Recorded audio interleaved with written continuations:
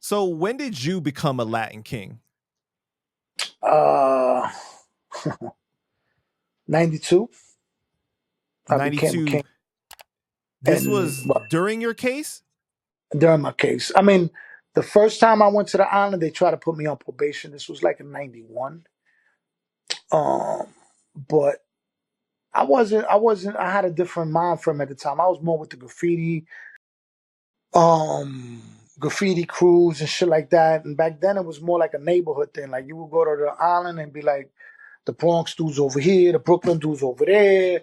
Everybody had their section, you know what I'm saying? I used to float around because, like I said, I know people from the Bronx, I know people from Queens.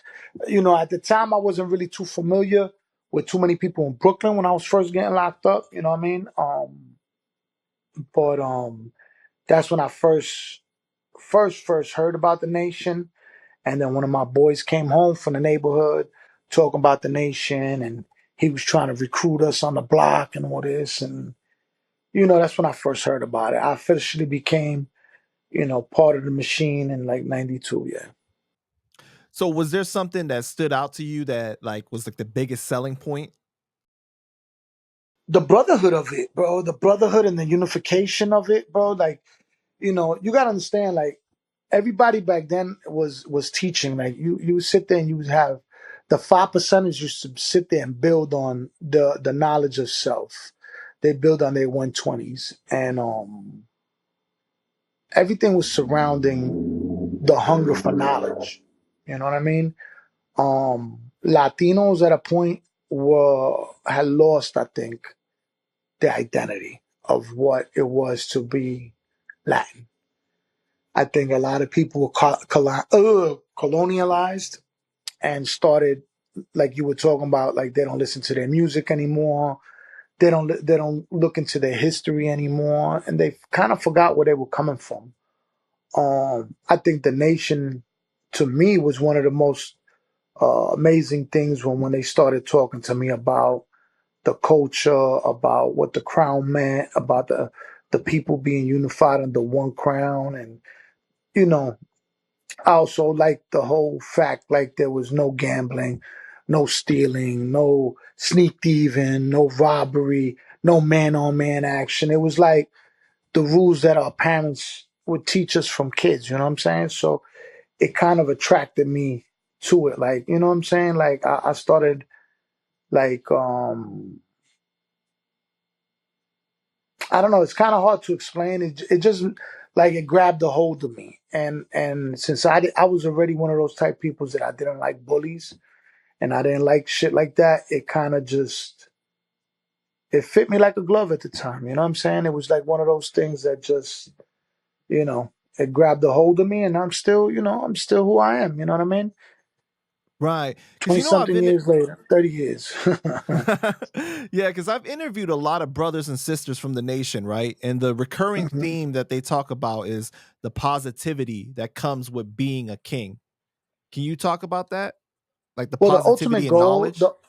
the ultimate goal is always the you trying to do for your community. You're always trying to see. The thing is with like with Latinos, like I'm gonna break it down. Like for instance, when I was locked up, you see a Latin brother come in, and this is me being on the sidelines. Like I'm on the sidelines watching what's going on.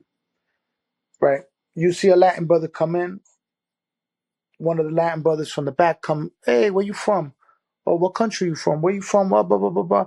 Yo, you need some soap. You need to. First thing they do, they set you up. Not setting you up in a bad way. They set you up. You need some deodorant. You need some soap. You need some slippers. Without nothing in. I know there's that big thing that they said never take nothing from nobody in jail. But we talking about they come to you and they bring you things to help you, and it like shows you like, oh shit, this is the culture. Now, when you go to like certain countries in South America, and like when we was traveling with the music, we got invited to like we was doing a video shoot one time in Ecuador, and it was like the whole neighborhood was made out of straw huts, and it was bogged out because it was like water and it was huts, and they had the huts like maybe like 5 feet above like the swamp area type. Is like water shit there, and then they had like these little stick ladders that they walk up to get into the hut. And the lady was there cooking with a pot, and she came and served us her food from the rice and stuff. And we didn't want to eat because, you know what I'm saying? Like she's, and then the Ecuadorian brother that was with us, he's like, yo, that's like a week's amount of food that she's giving y'all. Don't not take it. And I was like, wow, like, you know what I'm saying? It's like, it's just a different culture, bro. Like some people will go without just to make sure that you're good for that moment. And that's what kind of the nation brought to me. You know what I'm saying? At that time of my life, I think I needed something to ground me and something to fight for, especially the amount of time I was facing. And I think I just latched on to the beliefs of what it was and ran with it because it gave me something to believe in. You know what I'm saying? And it just, the analogy of it, if you really break down, you know, is all for one for all. And you really listen to what the teachings are, you'd be like, wow, if they're so good, why all this happens? But like in any organization, you know, there's always a bad apple. There's always something that's going to happen. Everybody's not the same, but for the most part, the literature is all about positive movement, you know what I'm saying, to better ourselves as a people, you know.